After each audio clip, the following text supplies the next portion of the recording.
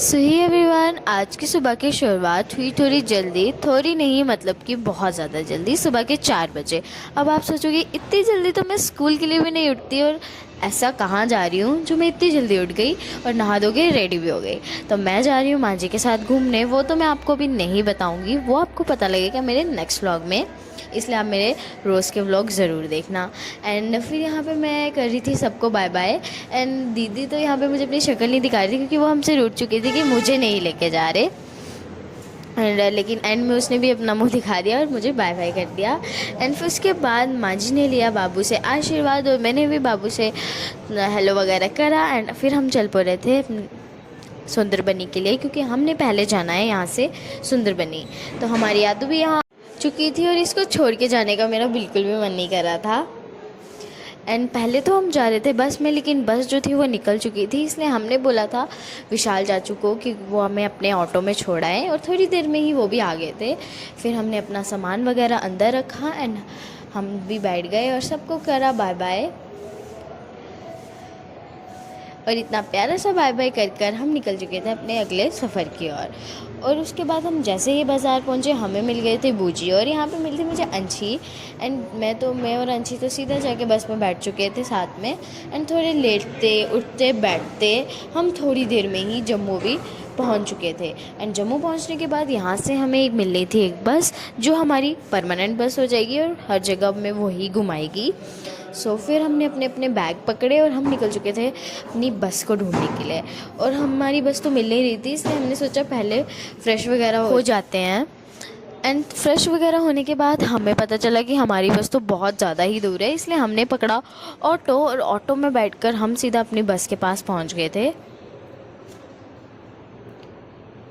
और हमारी बस देखने में तो बहुत ज़्यादा प्यारी लग रही थी, अब पता नहीं अंदर से कैसी होती है। और मैं और अंशी तो बस यही देख रहे थे कि बस अच्छी सी बस हो, और क्या चाहिए।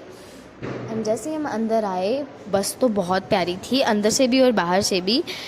एसी भी लगा हुआ था, मतलब कि बहुत अच्छी थी। बस एक प्रॉब्लम थी कि हमें पीछे वाली सीट मिली, सबसे लास्ट वाली।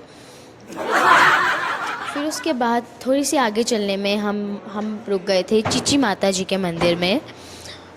तो यहाँ पे हम रुके थे माथा वगैरह टेकने के लिए, और ये इतने अच्छे से इसको डेकोरेट करा हुआ था, इतना प्यारा लग रहा था। आप खुद देखो एक बार,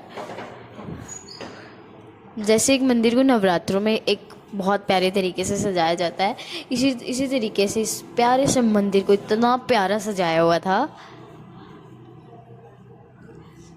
और मेरा मन कर रहा था कि मैं यहीं पे बैठ जाऊँ। लो आप भी दर्शन कर लो माता जी के। और मुझे इस मंदिर की एक बात बहुत ज़्यादा ही अच्छी लगी कि यहाँ पे वीडियोस बनाने के लिए मना नहीं करते। और ये जो आप पिक्चर्स देख रहे हो बनी हुई, ये पूरी चिची माता जी के ऊपर है।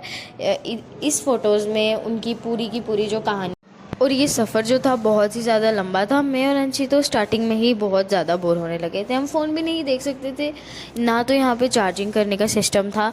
लेकिन हमें डर था कि हमारा फ़ोन डेड ना हो जाए, इसलिए हमने फ़ोन भी ज़्यादा नहीं देखा। एंड थोड़ी देर में अपने साथ ऐसे एक दूसरे के साथ बातें करते करते हम पहुंच चुके थे जम्मू के लास्ट स्टेशन लखनपुर में, जहां के भल्ले हैं बहुत ही ज़्यादा फेमस। लेकिन हमारी बस यहाँ नहीं रुकी, इसलिए हम नहीं खा पाए।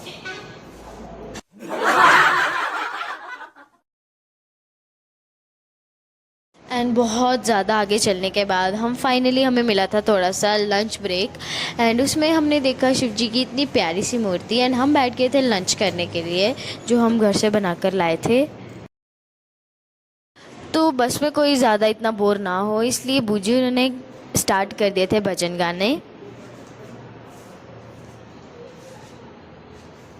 और ये सब करते करते हमारा जहाँ पे हमने जाना था वहाँ पहुँचना थोड़ी ही दूर रह गया था। लेकिन जो ट्रैफिक देखने को मिला मैं आपको क्या बताऊँ। एंड लेकिन उसके थोड़ी देर बाद फाइनली हम अपने होटल में पहुँच चुके थे। एंड ये है हमारा कुछ प्यारा सा होटल, ये देखो। और यहाँ पे हमें मिले थे रूम्स, और रूम में कुछ खास तो नहीं था, एक टीवी था टूटा हुआ और एक एसी था जला हुआ, और बेड मिले थे बस।